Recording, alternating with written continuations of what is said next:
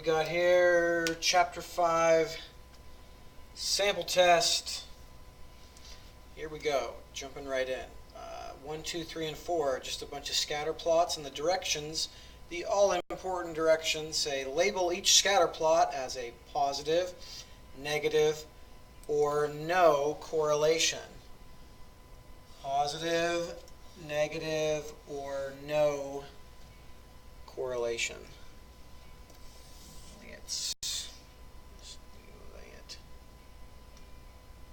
Okay. So you got to be able to tell if it's positive, negative, or no correlation to these scatter plots. And basically, number 2 is a good example of a positive correlation. It looks like these dots are forming an uphill trend. They are forming enough of like a line. And since it's going uphill, positive. These dots, it looks to me that they're forming enough of a downhill trend, close enough to a line. So that's what we call a negative trend. When the dots are just randomly scattered, not really forming any kind of line, then we say that there's no correlation. So number 1 is no correlation. Number 2 is positive correlation. Number 3, negative. And since number 4 is, number 4 is probably the most obvious one of all, making like a pretty good line formation going uphill, so that makes it a positive correlation. Moving on. 5 and 6, they only want you to just draw a quick line of best fit through the dots. So now this is supposed to be, what the heck? That's unexpected.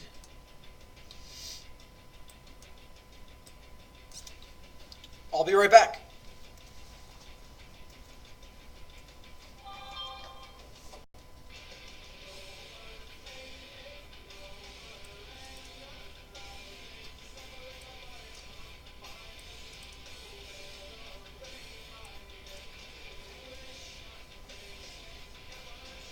Sorry about that. Got caught off guard by the fact that these lines were set behind the graphs. Anyway, so, just kind of eyeballing the dots, and, it might be good to have a ruler or a straight edge of some kind, but I'm not going to be too strict about these lines of best fit. I mean, the only pretty good rule of thumb I can think of that I know of is you kind of want the same number of dots on either side of the line, but I don't even think that applies all the time. Just kind of like draw the line that you think best represents what the dots are doing. And so the answer for number 6 might look something like that, and the answer to number 5 might look, something like this. But it's one line through all of the points, okay? And that's how simple 5 and 6 are. Just draw one line of best fit through the dots. Moving on to, so I think all of that, well, I guess, I digress. So anyway, sorry. With number 7, we're getting into like a different topic altogether, basically. Solving systems of equations. And it doesn't even really say that precisely in the directions. The directions are pretty much, I guess in a way they're helping you out, really. And they're blatantly telling you, graph the 2 lines to determine the solution they have in common. And in order to graph these 2 lines, you have to remember this from earlier chapters. And this is written quite nicely in y equals mx plus b form. And so is this other one, y equals mx plus b. So in the first equation, our m value, our slope, is negative 1/4. And our b value, our y-intercept, is 3. And in the other equation, The m value, the m in mx is a 1. There's an invisible 1 in front of the x. But slope is usually needed as a fraction. So 1 over 1 would be the full fraction here for m. And the b value is -2. And so with that information, looks like I got still some work to do here, apparently. So the red graph, at least I already have the y-intercept. Okay, so as always, we begin with b.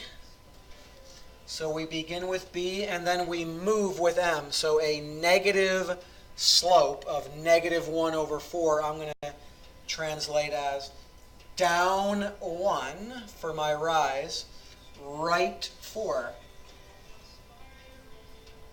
And I can even go in reverse like that. But again, think of it as a -1 over a +4. So that rise is -1, so down 1, and then to the right, +4.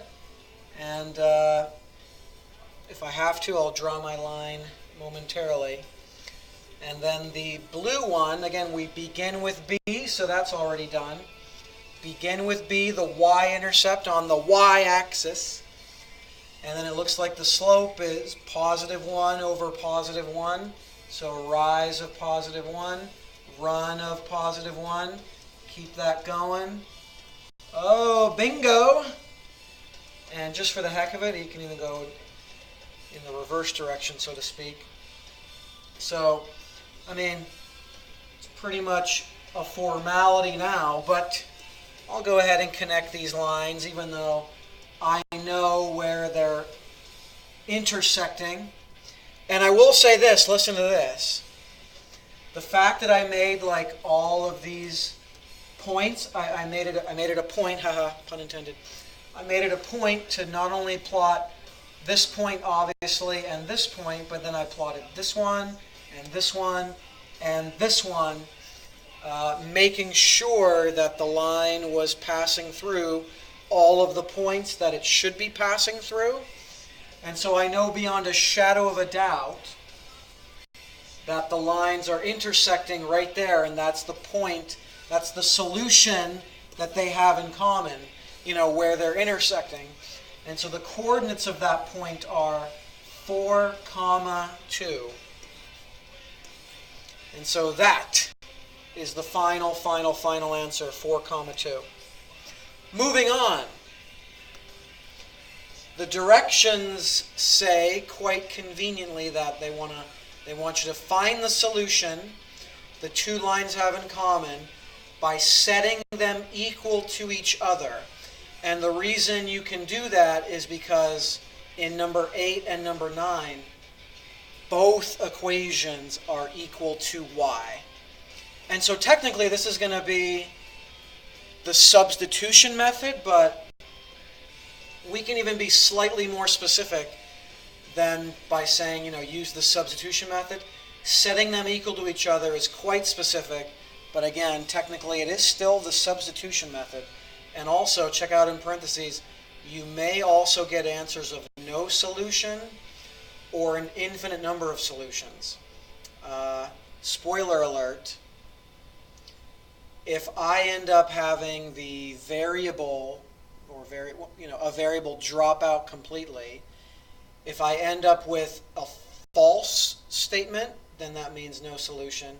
And if I end up with the variables going away completely, but what I end up with after that is a true statement, that means that is my conclusion, infinite number of solutions, which we've seen in previous chapters. Anyway, so let's do this. Solve this by setting them equal to each other. Well, that means I can take, since they're both equal to y, 6x minus 2, 3x plus 10, I can set them equal to each other. See? 6x minus 2 equals 6x plus 10. That's what it means to set them equal to each other. And all I have to do from there is solve what I got. I can take this equation and solve it for x by subtracting 3x to the other side. Okay? And so now the other side is just a 10. And 6x minus 3x is 3x. Bring down the minus 2. Now I can keep going, solving for x by adding 2 to the other side, getting 3x all by itself, and then dividing both sides by 3 to finish getting x by itself. So what's x going to equal? 4. And that's like half my answer. But I also need to figure out what y equals. I can do that by taking my answer for x and plugging it in for one of the equations. Doesn't matter which one you plug it back into. Usually you try to pick the easier one to work with. And looks like I figured that this one would be slightly easier to work with. To me right now it seems like a horse apiece. I could have picked this one, just as, just as easily as I would have picked this one. Doesn't really, but whatever, it doesn't matter. So now that I know x equals 4, I can plug it into there. So 3x plus 10 becomes 3 times 4 plus 10 because of what I just got done figuring out. 3 times 4 is 12, plus 10 is 22. So there's my full answer. So down here in the box, final answer of x comma y, which is 4 comma 22. Okay, moving on. Number 9. Same situation. I'm going to set the equations equal to each other, just like the directions say, because both equations are equal to y. So I can just have it start off as 5x minus 2 equals 5x plus 8. Right? They're both equal to y, so might as well set them equal to each other. 5x minus 2 equals 5x plus 8. And now in order to start solving for x, I'm going to have to get the x's on one side. So I'm going to subtract 5x to the other side. But, oh man, looks like the x's cancel out on both sides. So what I'm left with is just this negative 2 equal to this 8. Now remember what I said up here, when the variable totally drops out completely, what you're left with is either true or it's false. Negative 2 equals 8, true or false? False, of course. What that means is that there is no solution, and that's the final answer. There is no solution to this system. Plot twist. Pause if you have to, but I'm moving on. Solve each system of linear equations using elimination. Oh, how nice. I'm giving you a choice. So using either elimination or substitution. Side note, recall that I call the elimination method what? What do I call the elimination method? That's right, the addition method. So number 10, speaking of that method, guess what? I am absolutely going to pick the elimination method, the addition method, because do you see what I see? Not only is everything all lined up in the proper manner, right? X's, and then the Y's, then the equal signs, then the number constants, but here's a reminder, right? A big reminder, an important reminder. What do you need to have before you actually pull the trigger on the elimination method, aka addition method? You need opposites, which we totally have right out of the gate. So guess what? I'm going to go ahead and add the two equations together. X plus x is 2x. Positive 2y plus negative 2y is gone. They cancel out. Don't even write the 0. And then equals, and then 6 plus 2 is 8. So the y's go away beautifully here. And now I can solve for x by dividing both sides by 2. X equals 4. Now, just like back here, once you know x equals 4, you can plug it in to one of the equations and feel free to pick whichever one you think is easier. I bet I picked the first one. Oh yeah. So plug in 4 for the x, right? X is 4, as we just figured out. And then just finish this off, and you need to solve for y by subtracting 4 to the other side, like you've done 100 times, and then divide both sides by 2, and end up figuring out that y equals 1. And so in the box, the final answer is going to be x comma y, 4 comma 1. Moving on to number 11. Okay, pause the video if you have to catch your breath. But number 11, holy crap.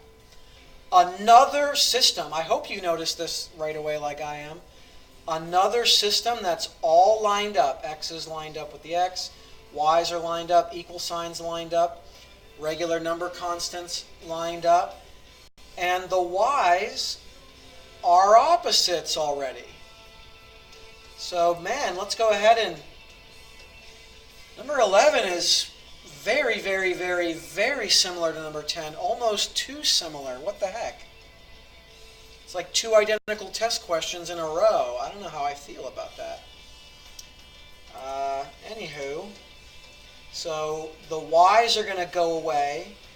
3x plus x is 4x. 5 plus negative 1 is 4. Please don't get little details wrong, like 5 plus negative 1 is equal to 4. Have a calculator handy nearby. So we're a breath away from solving for x. All we got to do is divide both sides by 4, and now we know that x equals 1.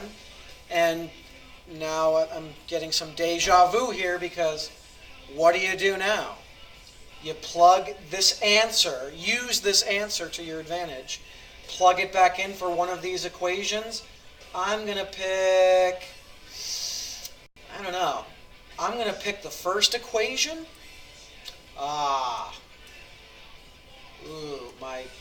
My past self disagrees. Oh well, because it doesn't really matter.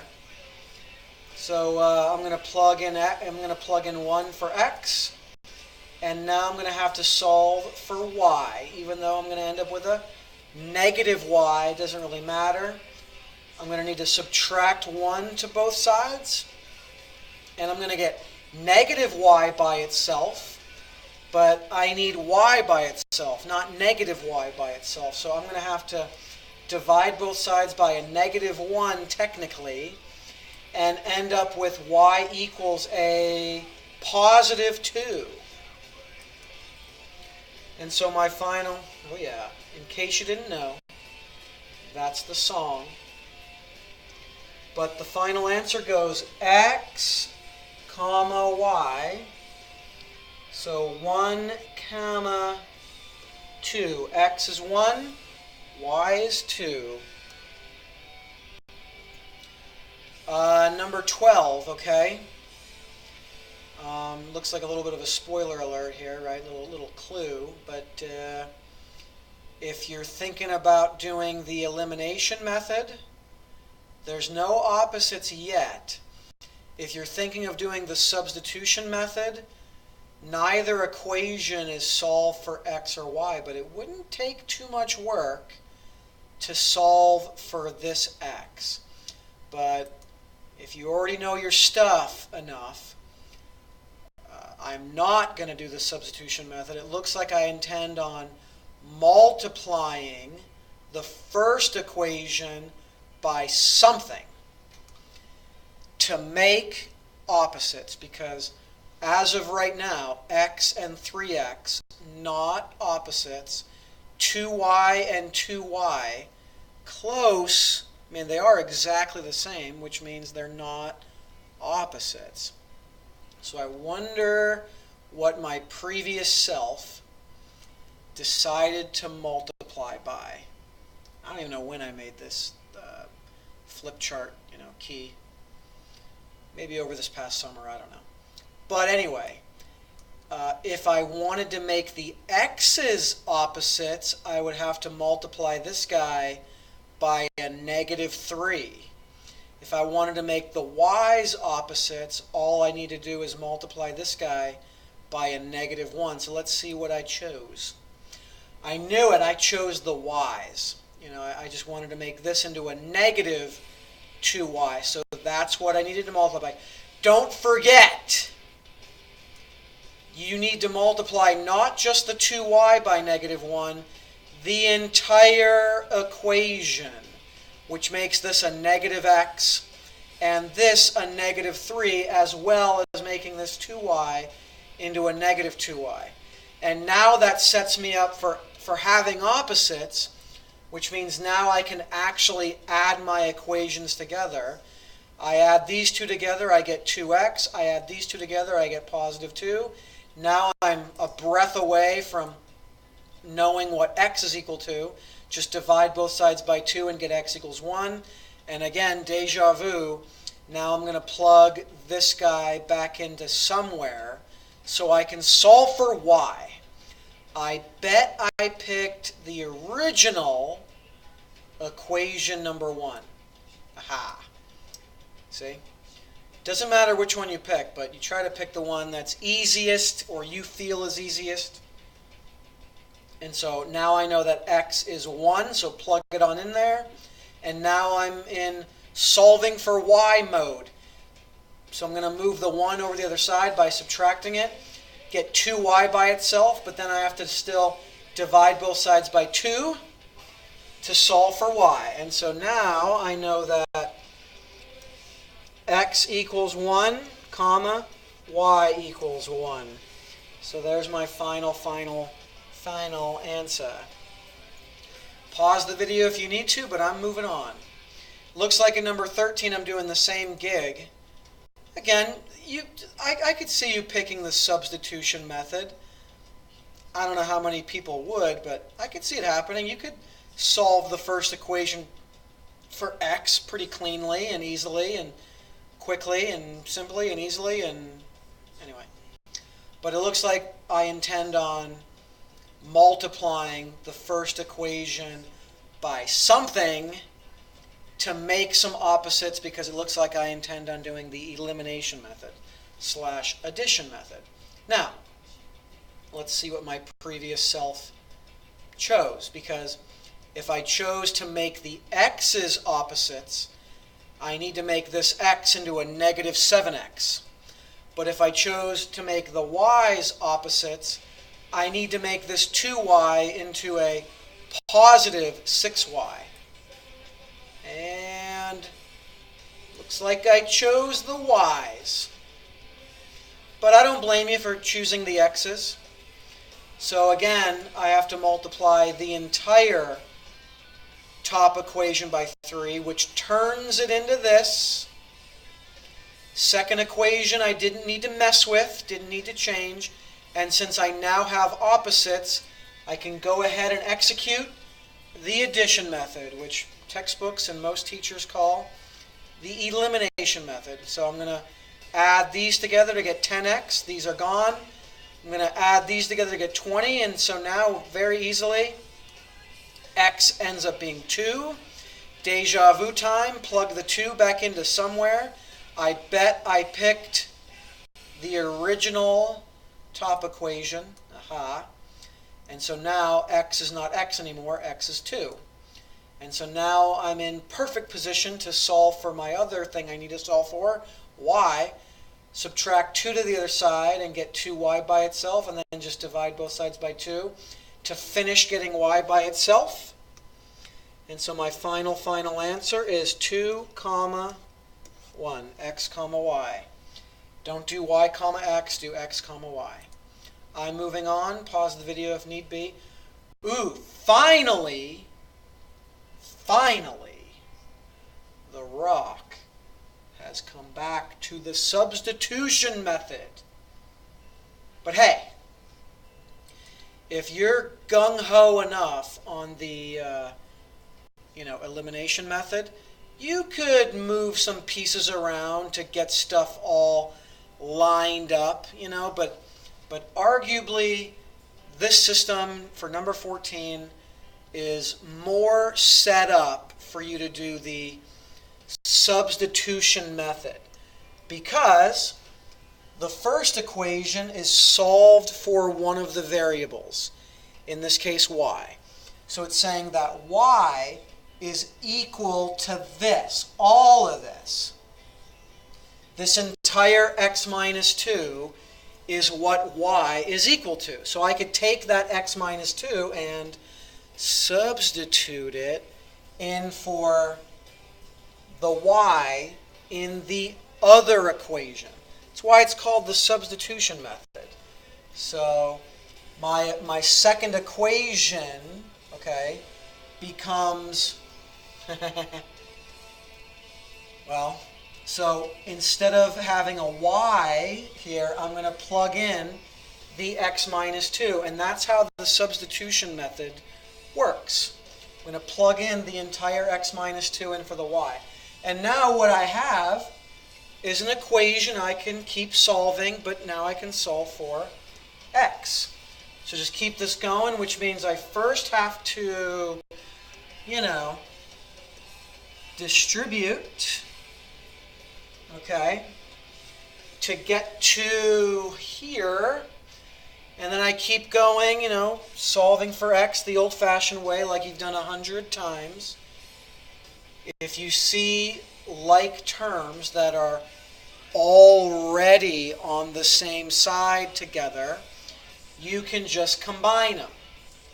2x plus 3x is 5x. Bring down the minus 6, bring down the equals 19. And, just keep on going, man. Like I say, ever since you did the substitution step, you were just in, solving for x mode, whatever it takes. You've done this 100 times, probably 1,000 times. So now again, you would add 6 to the other side to get 5x by itself. But remember, you need to get x all by itself, so divide both sides by 5. Deja vu time, you know x, you also need y.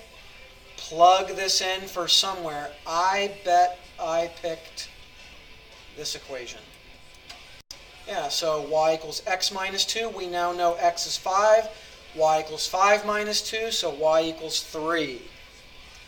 So the final answer is 5, 3. I do declare. Moving on. Okay, here we finally. Well, final stretch in a way, okay? Now, take a breath for a second just to catch our bearings. So we are actually back to scatter plots, which in the year 2018, which is my current timeline, as I speak to you through the global sphere, what did Macho Man used to say? Through the inner scope, through the TV scope. I don't know. I think it was something like that, like talking you through the TV scope. Anyway, so in the year 2018, scatter plots was called section 5.0. So it's like we started with section 5.0 at the beginning of this sample test. Then we did a quick 5.1 question. Then we did a crap load of 5.2 questions, all about systems. 5.1 was also about systems. And now we're going back to 5.0 about scatter plots and lines of best fit. But what they want here is, starting with question A here, what is the slope-intercept form equation of the line of best fit? Okay, so here's how we do this.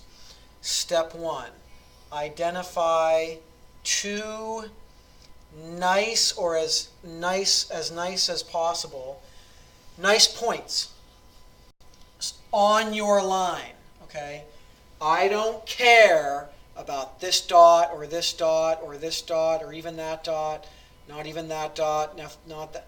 I don't care about all those other points. The points I pick need to be on the line, okay? And the usual advice I give is as far apart, like the farther apart the better. Usually, like when you're trying to give like the bestest, estimate of this equation, whatever. So I'm going to pick right here and right here. And now, giving you the full story, right? You can count off your rise, because what do we need? We need M and we need a point, right? Because spoiler alert, we're going to be looking to, at least in 2018. Here's my usual routine. I'm looking to plug in for this formula. It's not the only way to go about your business, but that's what I'm going to do here, okay? Sorry if you disagree or have it. There's other ways, right? But I'm going to be looking to plug in for M, and I'm going to be looking to plug in for X1, comma, Y1, okay? So I need my M, and I could totally count this off, my rise and my run, but if you did that, you'd have to make sure to realize that you're counting by 5,000. It's not 1, 2, 3, 4, 5, 6. It's 5,000, 10,000, 15,000, 20,000. You know what I mean? So you can totally count off your rise and your run, but the bestest way to do it is to identify that this is 10, comma, 20,000. And this other point is 20, comma, 50,000. And just go with my slope formula. You know what I mean? That's the most reliable way to go about it, in my opinion. And so I'm going to do, let's see, what am I going to, I'll call me crazy, I'm going to call this my X2, Y2, and I'm going to call this my X1, Y1. So that means I'm doing 50 thou minus 20 thou all over, so that means that is my X2. 20 minus 10. So this gets me, what, 30,000 all over 10, which divides nicely. I have a calculator nearby, quite conveniently. 30,000 I almost hit minus, you idiot. Divided by 10, just like I thought. 3,000. My slope is 3,000. And so now I can plug in. So what was my Y1? 20,000?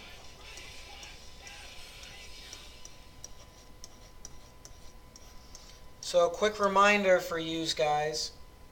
I'm not going to plug. If you're using this point slope formula, I know that it says this, but I'm going to start off with my point slope formula, okay?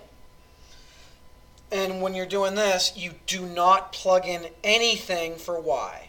You don't plug in anything for x. You're plugging in for y1, which is for me. You're plugging in for x1, and you're plugging in for m, which was there. So my x1 is 10.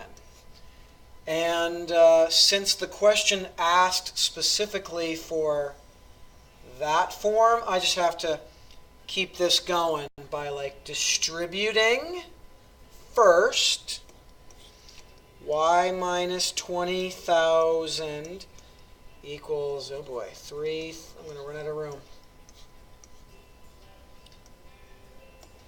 Oop, oh man, stupid board. I'm going to, what the heck? I'm clicking it.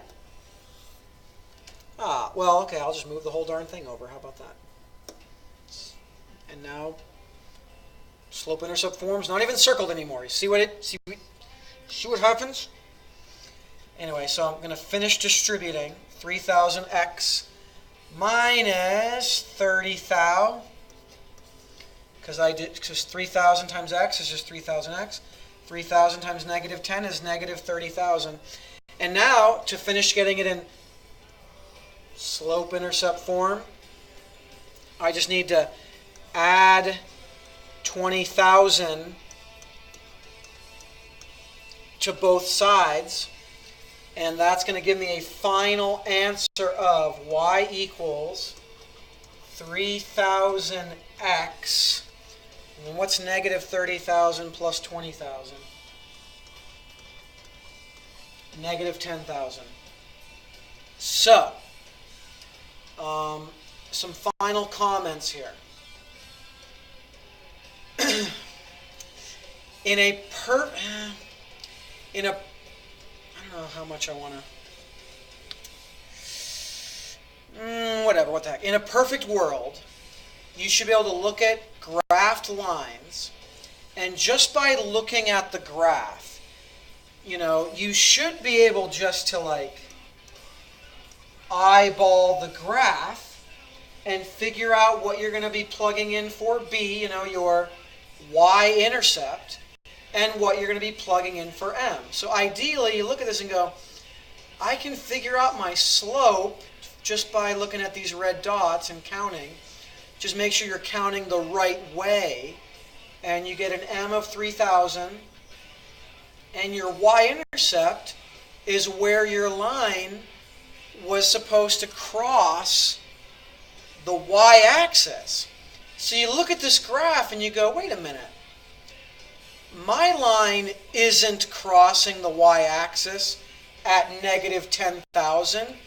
Oh, but bear with me here. You see this like 14, 12, 10? We're skipping a bunch of crap. So right here, where I actually sort of drew the y-axis, just like I pointed out in class probably more than once or twice, that's not really where the y-axis is.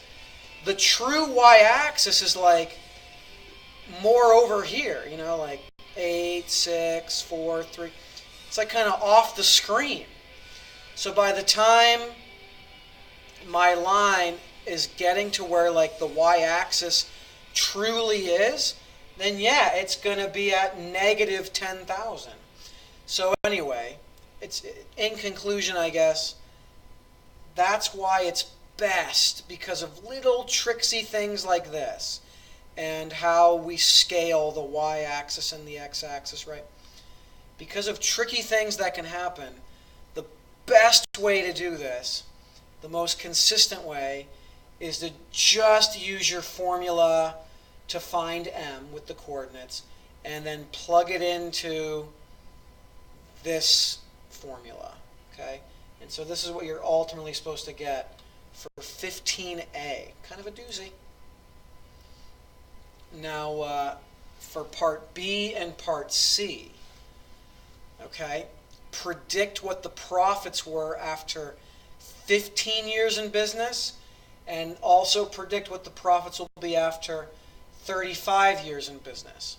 Okay, well, as far as 15 years in business, I think we can get away with just, well, at least on my test here, you can totally get away with just, well, 15 years is right here. Why don't I just eyeball the line of best fit? Like, look, right there. 15 years corresponds to right there. What does this say about profits? Just kind of take it over, and looks like this is just 35,000.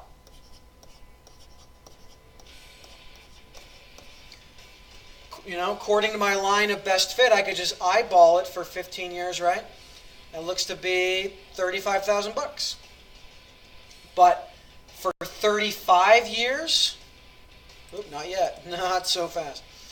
Oh man, 24, 25, 20, oh my, 35 years is like way over here, man. So here's what I'm going to do. I'm going to use my equation, which literally says, well, I don't know about literally, but you know what I mean. Y is the profit. So this can say profits equal 3,000 times the number of years in business minus 10,000. So I'm just going to do y equals 3,000 times 35 years in business minus 10,000, because years in business is the x variable. And so look, hey, I could have used the equation for 15 years also, but I pretty much have to do it here. So what's 3? So now I'm just going to crunch those numbers, okay? So 3,000 times 35 minus 10. I'm doing my calculator, okay? And I'm coming up with, well, there's not enough room here. So $95,000 is that answer, which I think that kind of makes sense. By the time this line gets up to like 35 years, we're going to be up to like 95,000. I'll believe it, but that's what I'm going to go with, and now we're done. So that's everything you're expected to know on the Chapter 5 exam. Happy studying.